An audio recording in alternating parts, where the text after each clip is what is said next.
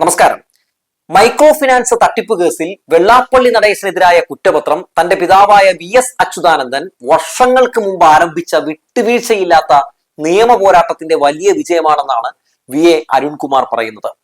അദ്ദേഹത്തിന്റെ Facebook post നമുക്ക് നോക്കാം. ഒപ്പം ഈ സർക്കാരിന് നമ്മുടെ വെള്ളാപ്പള്ളി നടേശനോടുള്ള സമീപനം എങ്ങനെയാണെന്നൊക്കെ നമുക്ക് പരിശോധിക്കേണ്ടതുണ്ട്. ആദ്യം തന്നെ നമുക്ക് അരുൺകുമാറിന്റെ പോസ്റ്റിലേക്ക്. മൈക്രോ ഫിനാൻസ് തട്ടിപ്പ് കേസിൽ ശ്രീ വെള്ളാപ്പള്ളി നടേശനെതിരെ ഒടുവിൽ കുറ്റപത്രം സമർപ്പിക്കപ്പെട്ടിരിക്കുന്നുവെന്ന വാർത്ത മാധ്യമങ്ങളിലൂടെ അറിഞ്ഞു. സാധാരണക്കാരായ പിന്നോക്ക വിഭാഗം സ്ത്രീകളുടെ തണ്ണീരൊപ്പാൻ അവർക്ക് വേണ്ടി അച്ഛൻ വർഷങ്ങൾക്ക് മുമ്പ് ആരംഭിച്ച വിട്ടുവീഴ്ചയില്ലാത്ത നിയമ പോരാട്ടത്തിന്റെ വലിയൊരു വിജയമാണിത്. ഭരണകൂടങ്ങൾ മാറിയാലും നീതിയുടെ വഴി അത്ര എളുപ്പം അടഞ്ഞു പോകില്ലെന്ന് ഈ കുറ്റപത്രം അടിവരയിടുന്നു. ഈ കേസുമായി ബന്ധപ്പെട്ട് കടന്നുപോയ വഴികൾ അത്ര ലളിതമായിരുന്നില്ല. ഒരു കാലത്ത് തുടർ നടപടികൾ അവസാനിപ്പിച്ചുവെന്ന് കാണിച്ച് പോലീസ് തന്നെ ഈ കേസ് റഫർ ചെയ്യാനും അട്ടിമറിക്കാനും നോക്കിയതാണ്. അച്ഛന്റെ പ്രായാധിക്യവും ശാരീരിക അസ്വാസ്ഥ്യങ്ങളും മുതലെടുത്ത് നിയമ പോരാട്ടത്തെ തളർത്താൻ നോക്കിയപ്പോൾ അച്ഛന്റെ നിർദ്ദേശപ്രകാരവും അദ്ദേഹത്തിന്റെ പ്രതിനിധിയായും കോടതികളിൽ നേരിട്ട് ഹാജരാകേണ്ടി വന്ന നാളുകൾ എനിക്ക് നന്നായി ഓർമ്മയുണ്ട്. അന്ന് ഞാനെടുത്ത ഒരു നിലപാടുണ്ട്. ഈ കേസിൽ എനിക്ക് വ്യക്തിപരമായ അജണ്ടകളൊന്നുമില്ല. ലക്ഷക്കണക്കിന് വരുന്ന പാവപ്പെട്ട സ്ത്രീകളുടെ അവകാശങ്ങൾക്ക് വേണ്ടിയുള്ള അച്ഛന്റെ പോരാട്ടമാണിത്. അതിനൊപ്പമാണ് ഞാൻ നിൽക്കുന്നത്. അന്ന് കോടതികളിൽ സ്വീകരിച്ച അതേ നിലപാടിൽ തന്നെയാണ് ഞാൻ ഇന്നും ഉറച്ചു നിൽക്കുന്നത്. ഇത് വ്യക്തികൾ തമ്മിലുള്ള തർക്കമല്ല, മറിച്ച് ചൂഷണങ്ങൾക്കെതിരെയുള്ള ആദർശത്തിന്റെ പോരാട്ടമാണ്. രാഷ്ട്രീയ സാഹചര്യങ്ങൾക്കനുസരിച്ച് നിലപാടുകൾ മാറ്റുന്നതും അധികാര ഇടനാഴികളിൽ സ്വാധീനമുറപ്പിച്ച് കേസുകൾ അട്ടിമറിക്കാൻ നോക്കുന്നതുമൊക്കെ നാം കുറച്ചു കാലമായി കണ്ടുകൊണ്ടിരിക്കുന്നതാണ്. ഒരു കാലത്ത് ഭരണകൂടങ്ങൾ തന്നെ ഇത്തരം അഴിമതികൾക്ക് പരോക്ഷമായി കുടപിടിച്ചപ്പോൾ അതിനെതിരെ ഒറ്റയാൾ പോരാട്ടം നയിക്കാൻ വി.എസ്. എന്ന വിപ്ലവകാരി മാത്രമേ ഉണ്ടായിരുന്നുള്ളൂ. ആ പോരാട്ടങ്ങളുടെ ശരിയാണ് ഇപ്പോൾ കോടതി മുറിയിൽ തെളിയുന്നത്. ഈ കേസുകൾ കൃത്യമായ വഴിയിൽ മുന്നോട്ട് പോകുമോ എന്ന തീർച്ചയില്ലാത്ത പുതിയ ഭരണ സംവിധാനങ്ങളുടെ നയങ്ങളും മുമ്പ് തന്നെ ഈ വിഷയത്തിൽ വിട്ടുവീഴ്ചയില്ലാത്ത നിലപാടുകൾ ഉയർത്തിയ വി.എം. സുധീരനെ പോലെയുള്ള മുതിർന്ന നേതാക്കളുടെ വാക്കുകളും ഇന്ന് നമുക്ക് മുന്നിലുണ്ട്. അച്ഛൻ ബാക്കി വെച്ച ഈ നീതി പോരാട്ടങ്ങൾ അവസാന വിജയം കാണുന്നതുവരെ ഒരു മകൻ എന്ന നിലയിൽ ഞാൻ ഒപ്പമുണ്ടാകും. കള്ളങ്ങൾ എത്ര തന്നെ മൂടി വെച്ചാലും അധികാരത്തിന്റെ ഏത് തണലുണ്ടായാലും നിയമത്തിന്റെ വഴിയിൽ സത്യം പുറത്തു വരിക തന്നെ ചെയ്യും എന്നാണ് അരുൺകുമാർ തന്റെ ഫേസ്ബുക്കിൽ കുറിച്ചിട്ടുള്ളത്.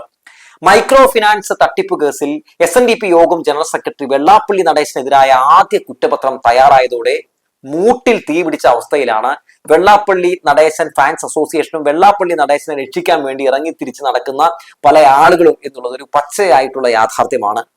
2016 വി.എസ്. അച്യുതാനന്ദൻ നൽകിയ പരാതിയിലാണ് വെള്ളാപ്പള്ളി നടേശനെതിരെ അന്വേഷണം തുടങ്ങിയത്. വെള്ളാപ്പള്ളി നടേശനെതിരെയുള്ള മൈക്രോ ഫിനാൻസിംഗ് തട്ടിപ്പ് കേസിൽ വി.എസ്. എടുത്ത നിലപാട് നമുക്ക് എടുത്തു പറയേണ്ട ഒന്ന് തന്നെയാണെന്ന് പറയാതിരിക്കാൻ കഴിയില്ല.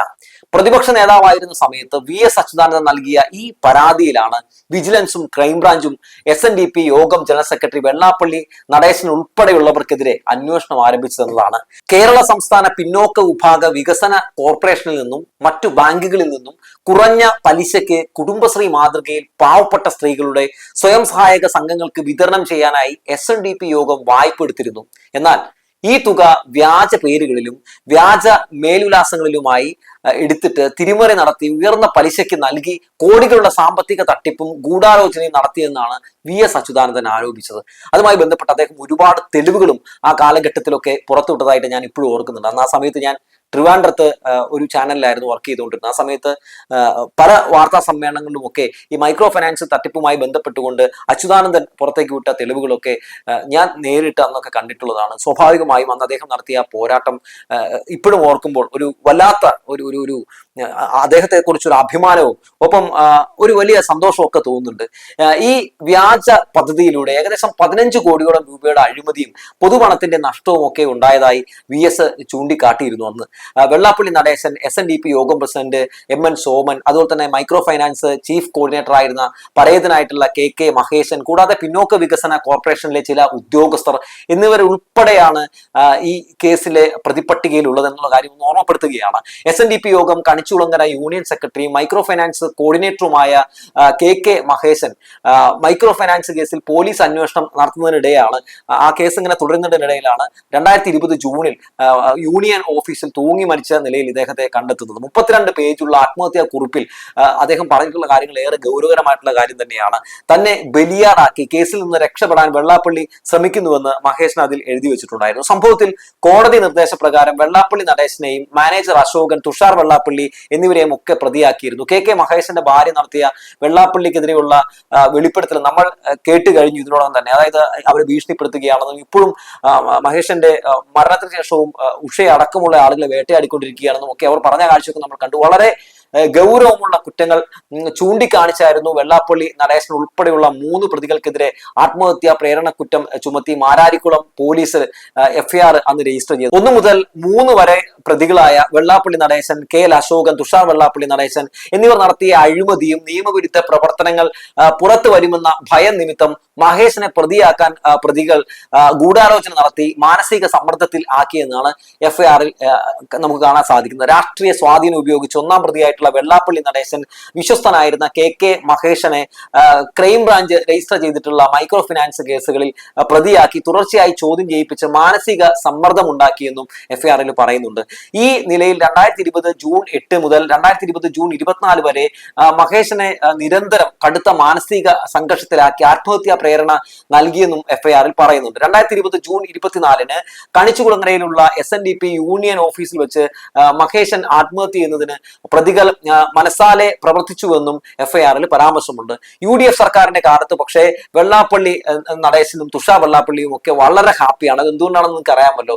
വെള്ളാപ്പള്ളി UDF ഭരണത്തിലിരിക്കുമ്പോൾ വേണ്ടപ്പെട്ടവനാണ് എന്ന് പറയാതിരിക്കാൻ കഴിയില്ല. അവർക്കും വേണ്ടപ്പെട്ടവനാണ്, അതുപോലെ തന്നെ വെള്ളാപ്പള്ളിക്കും വേണ്ടപ്പെട്ടവനാണ് UDF എന്ന് പറയുന്നത്.